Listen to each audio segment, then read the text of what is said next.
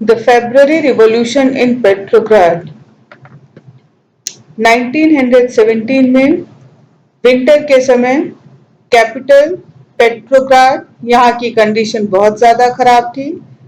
जो सिटी का लेआउट था, जो शहर की प्लानिंग थी, उसको देख करके ऐसा लगता था कि ये जो प्लानिंग है ये यहाँ के लोगों के डिवीजन को रिफ्लेक्ट कर रही है। जो वर्कर्स के क्वार्टर्स थे, वर्कर्स की जो फैक्ट्रीज थी, वो नेवा रिवर के राइट बैंक पर थे, जबकि नेवा रिवर के लेफ्ट बैंक पर फैशनेबल एरिया था, विंटर पैलेस था, ऑफिशियल बिल्डिंग्स थी। यहाँ पे वो पैलेस भी था जहाँ पर ड्यूमा की मीटिंग होती थी।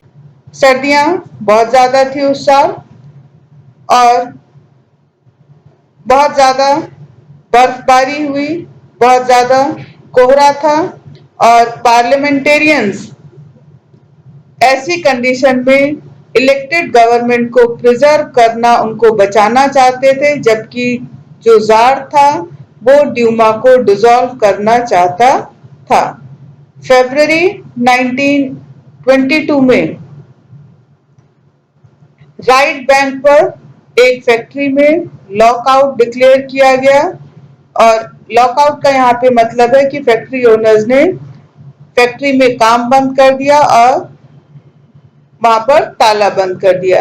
अगले दिन 50 जो दूसरे फैक्ट्रीज थी, वहां के वर्कर्स ने जिस फैक्ट्री में लॉकआउट हुआ था उस फैक्ट्री के वर्कर्स की सिंपैथी में इन्होंने स्ट्राइक डिक्लेयर कर दिया। यहाँ पे स्ट्राइक का मतलब है it is a situation when people they refuse to go to work. कई सारी फैक्ट्रीज में जो वुमेन थी उन्होंने इस स्ट्राइक को लीड किया और जिस दिन ये स्ट्राइक हुआ जिसको वुमेन ने लीड किया था, उस दिन को इंटरनेशनल वुमेन डे के रूप में मनाया जाता है। जो डिमॉन्स्ट्रेटिंग वर्कर्स थे उन्होंने फैक्ट्री क्वार्टर्स को क्रॉस किया और वो नेव्स्की प्रोस्पेक्ट जो एरिया था वहां पर कलेक्ट हो गए। अब तक कोई भी पॉलिटिकल पार्टी इन मूवमेंट्स में एक्टिवली पार्टिसिपेट नहीं कर रही थी, इन मूवमेंट को ऑर्गेनाइज नहीं कर रही थी। जैसे ही वर्कर्स ने फैशनेबल क्वार्टर्स को, ऑफिशियल बिल्डिंग्स को चारों तरफ से घेर लिया, गवर्नमेंट ने कर्फ्यू लगा दिया, गवर्नमेंट ने कर्फ्यू इम्पोज कर दिया। यहाँ पे हमको ध्यान रखना है कि curfew it is a rule that all the people they must stay out of street during particular hours, especially to maintain peace during a period of violence। यहाँ पर जब गवर्नमेंट को लगता है कि वायलेंस की पॉसिबिलिटी है तो वो लोगों को पब्लिक प्लेस में आने से रोकते हैं ताकि पीस को मेंटेन किया जा सके, शांति को बनाया रखा जा सके। तो यहाँ पे कर्फ्यू गवर्नमेंट ने इम्पोज कर दिया।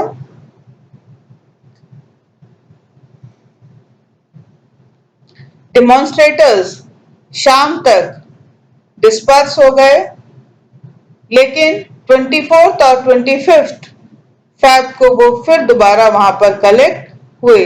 गवर्नमेंट ने कैवेलरी को और पुलिस को बुला लिया ताकि डेमोन्स्ट्रेटर्स पर नजर रखी जा सके, उनको कंट्रोल किया जा सके।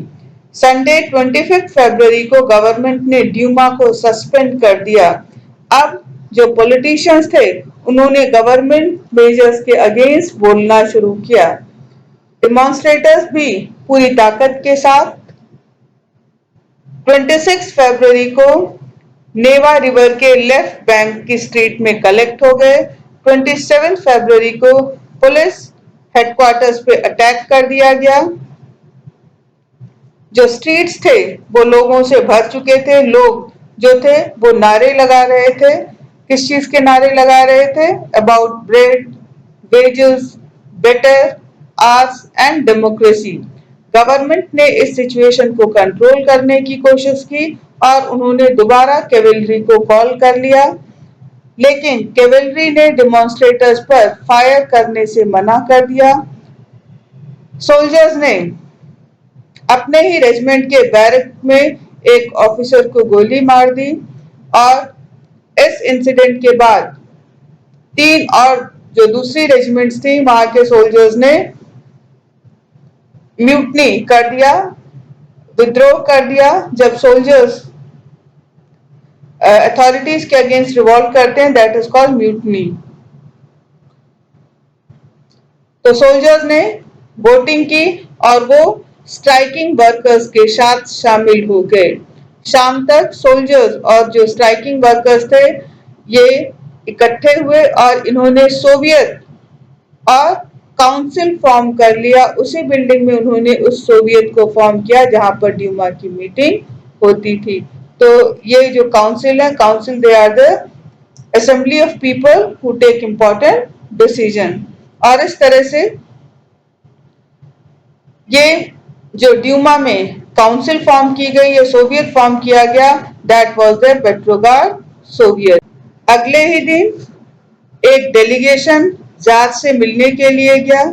मिलिट्री कमांडर्स ने जार को एडवाइस दिया कि वो जो है वो राजगद्दी छोड़ दे। जार ने कमांडर्स की बात मान ली और उसने 2 मार्च को अपना जो थ्रोन है उसको छोड़ दिया, गद्दी छोड़ दी।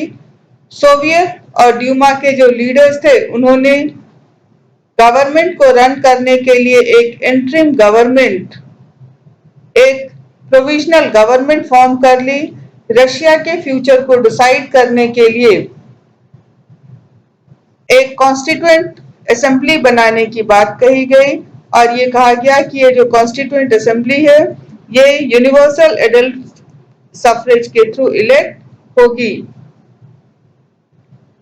और इस तरह से पेट्रोग्राड, इसने फेब्रुअरी रिवॉल्यूशन, पेट्रोग्राड के जो लोग थे इन्होंने फेब्रुअरी रिवॉल्यूशन को लीड किया और फेब्रुअरी रिवॉल्यूशन के कारण ही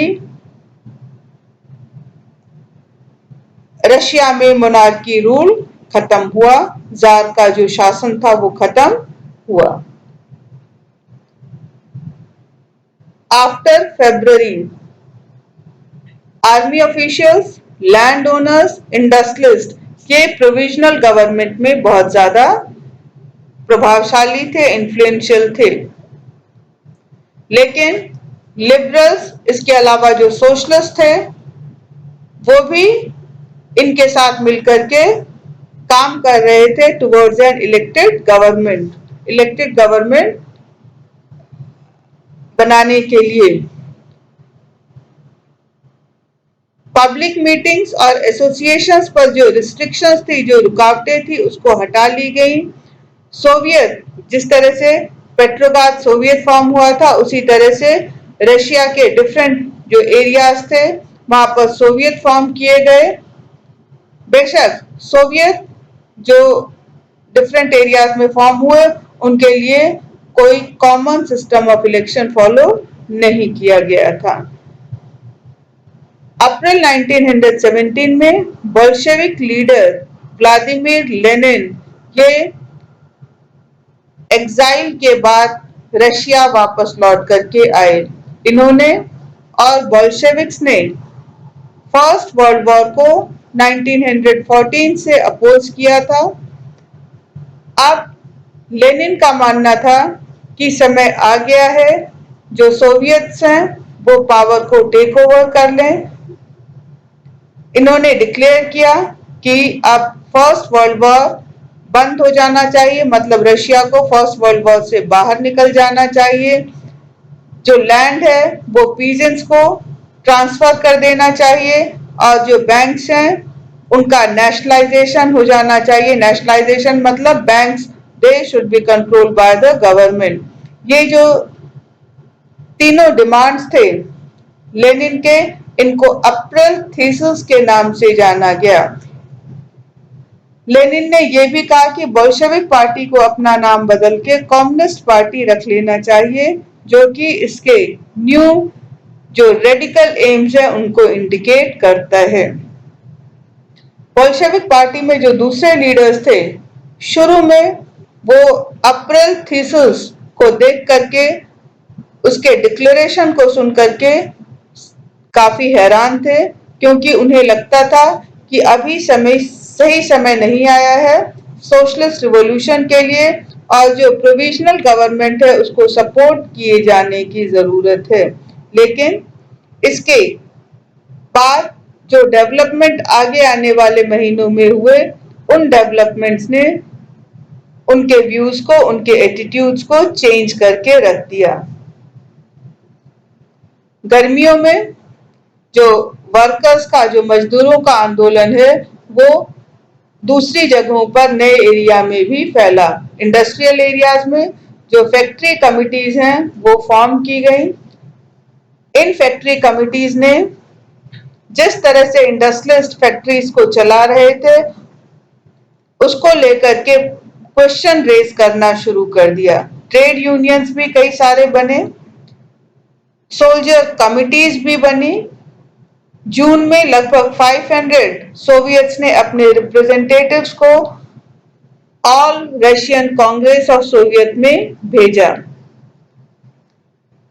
जब प्रोविजनल गवर्नमेंट को ये लगने लगा कि उसका पावर रिड्यूस हो रहा है, उसकी ताकत कम हो रही है, बोल्शेविक्स का प्रभाव बढ़ रहा है, तो प्रोविजनल गवर्नमेंट ने स्ट्रिक्ट स्टेप उठाने शुरू कर दिए ताकि जो असंतोष फैल रहा है उसको रोका जा सके।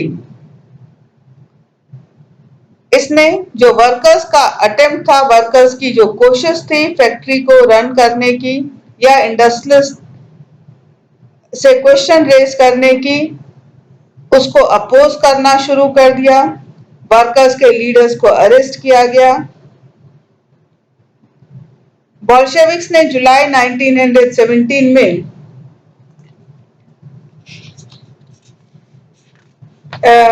एक डिमॉन्स्ट्रेशन करने का डिसीजन लिया था, और उस डिमॉन्स्ट्रेशन को भी स्ट्रिक्टली सरप्रेस कर दिया गया। जो जुलाई 1917 में डिमॉन्स्ट्रेशन होना था, उस डिमॉन्स्ट्रेशन को भी बुरी तरह से कुचल दिया गया। जो बोल्शेविक लीडर्स थे, या तो उन्हें छुपना पड़ा या उन्हें एरिया छोड़ करके दूसरी जगह भागना पड़ा।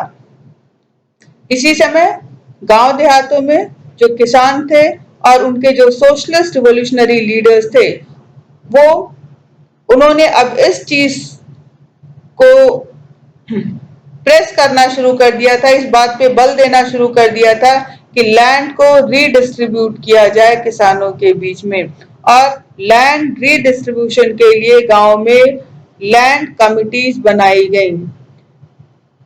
सोशलिस्ट रिवॉल्यूशनरी से एनकरेज होकर के जो किसान थे, उन्होंने जुलाई और सितंबर 1917 के बीच में बहुत सारी जमीनों पर कब्जा भी कर लिया।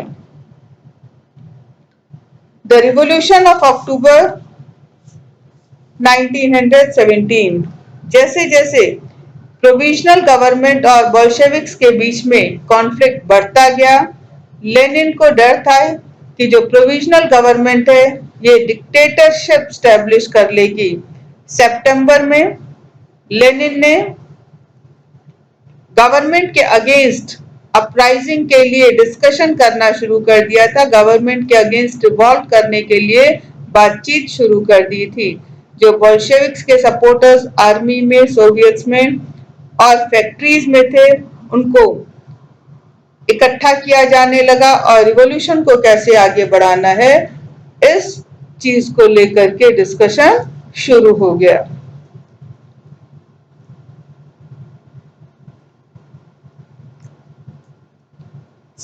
अक्टूबर 1917 में लेनिन ने पेट्रोग्राड सोवियत को इस बात के लिए मना लिया था, बोल्शेविक पार्टी को इस बात के लिए मना लिया गया था कि अब जो सोशलिस्ट हैं उनके लिए समय आ गया है कि वो पावर पे कब्जा कर लें, सरकार पे अपना कब्जा स्टैब्लिश कर लें या प्रोविजनल गवर्नमेंट को हटा दें। इसके लिए एक मिलिट्री रिवॉल्यूशनरी कमिटी जो है वो बनाई गई और ये military revolutionary committee it was appointed by Soviet under the leadership of Leon Trotsky to organise the seizure. तो किस तरह से सत्ता पे कब्जा करना है इसके लिए मिलिट्री रिवॉल्यूशनरी कमिटी जो है अपॉइंट की गई सोवियत्स के थ्रू और इस मिलिट्री रिवॉल्यूशनरी कमिटी के हेड लियोन ट्रोत्स्काई थे। इनको पावर पे किस तरह से कब्जा करना है इनको ये चीज डिसाइड करना था, लेकिन ये कब होगा इस डेट को सीक्रेट रखा गया। ये जो अपराइजिंग है जो रिवॉल्ट है इसकी शुरुआत 24 अक्टूबर को हुई। खतरे को देखते हुए जो प्राइम मिनिस्टर थे प्राइम मिनिस्टर करेंस्की इन्होंने ट्रुप को सम्मन किया, सेना को इकट्ठा होने का आदेश दिया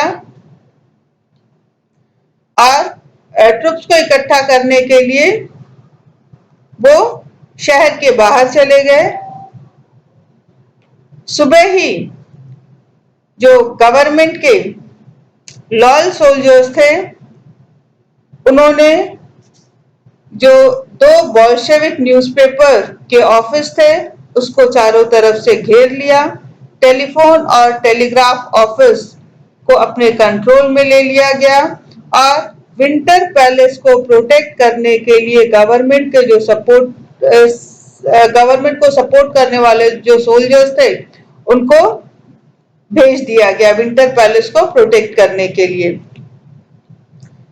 और काफी तेजी से ये जो गवर्नमेंट इस तरह के स्टेप ले रही थी, प्राइम मिनिस्टर करेंस्की ये स्टेप ले रहे थे, उसके रिस्पांस में काफी तेजी से जो मिलिट्री रिवॉल्यूशनरी कमिटी थी उसने अपने सपोर्टर्स को ऑर्डर दिया कि वो गवर्नमेंट ऑफिस पे कब्जा कर लें और जो मिनिस्टर्स हैं उनको अरेस्ट कर लें।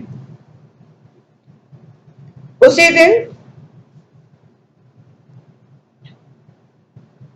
दोपहर तक जो अरोरा नाम का जो शिप था उसने विंटर पैलेस पे अटैक शुरू कर दिया, उस पर गोलाबारी शुरू कर दी। दूसरे जो शिप्स थे वो नेवा रिवर से आगे बढ़ते हुए डिफरेंट मिलिट्री पॉइंट्स की तरफ गए और उन्होंने उस मिलिट्री पॉइंट को टेक ओवर कर लिया, उन मिलिट्री पॉइंट्स पे कब्जा कर लिया और देर रात तक या रात होने तक जो शहर था वो मिलिट्री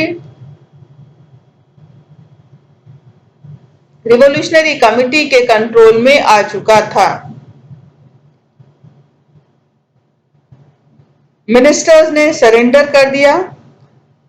ऑल रशियन कांग्रेस में एक मीटिंग हुई सोवियत्स की और उस मीटिंग के थ्रू मेजॉरिटी जो रिप्रेजेंटेटिव्स थे उन्होंने बोल्शेविक के एक्शन को अप्रूव कर दिया। इसके बाद रशिया के दूसरे शहरों में भी इस तरह के अपराइजिंग, इस तरह के जो विद्रोह थे, रिवॉल्ट थे वो शुरू हो गए। काफी हैवी फाइटिंग हुई स्पेशली मॉस्को में, लेकिन दिसंबर आते आते जो बोल्शेविक्स थे उनका मॉस्को पेट्रोग्राड एरिया पे कंट्रोल स्टैब्लिश हो चुका था। व्हाट चेंज्ड आफ्टर अक्टूबर? जो बोल्शेविक्स थे ये प्राइवेट प्रॉपर्टी के टोटली अगेंस्ट थे। ज्यादातर जो इंडस्ट्री थे और जो बैंक थे उनको नवंबर 1917 के बाद नेशनलाइज कर दिया गया। इसका ये मतलब था कि गवर्नमेंट का जो कंट्रोल था इन बैंक और फैक्ट्रीज के ओनरशिप और मैनेजमेंट पर हो गया। लैंड को सोशल प्रॉपर्टी डिक्लेयर किया गया और अब किसान जो थे उनको परमिशन मिल गई कि वो नोबल्स के जमीनों पर कब्जा कर लें।